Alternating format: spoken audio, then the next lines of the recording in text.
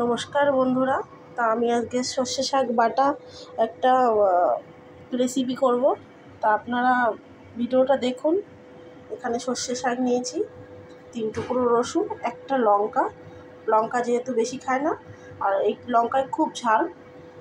আর আমি কড়াইতে দিয়েছি একটু তেলটা কমই দিয়েছি, তেলটা বেশি দেব না। আর একটু দিয়েছি কালো জিরে। এবার সর্ষে শাকটা দেব, সর্ষে শাকটার রসটা। তো সর্ষে শাকটা বাটবো আজকে, তো খেয়ে দেখবেন আপনারাও, খুব ভালো লাগবে।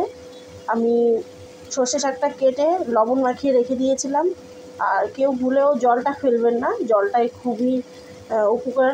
কিন্তু আমরা অনেকে ফেলে দিই জলটা, কিন্তু জলটা সর্ষে শাকটা সঙ্গেই দিয়ে দেবে, সিদ্ধ হয়ে যাবে। আর একটু তিতো লাগে হয়তো খেতে, কিন্তু তার জন্য এক টুকরো টমেটো দিয়ে দিলে আর সেটা লাগবে না, টেস্ট আসবে। কিন্তু আমি ওর মধ্যে দিয়েছি 3 টুকরো রসুন, একটা কাঁচা লঙ্কা, একটু কালো জিরে, আর একটু টমেটো, অর্ধেকটা টমেটো, বেশি টমেটো দিইনি। তো আপনারা খেয়ে দেখবেন, ভালো লাগলে অবশ্যই বলবেন। কিন্তু কোনো মশলা দিইনি, কম মশলায়।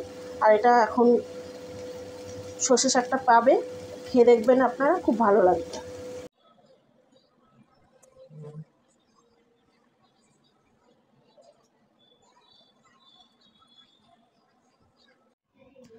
সব রান্না হয়ে গেছে, রেডি।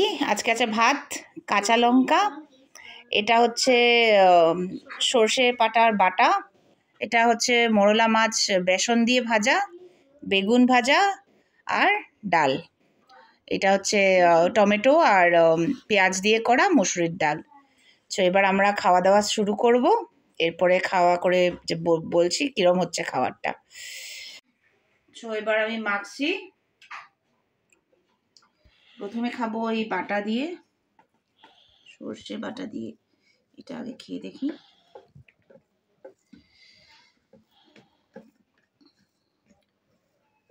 একটুখানি কাঁচা লঙ্কা, লঙ্কাটা গেলই না।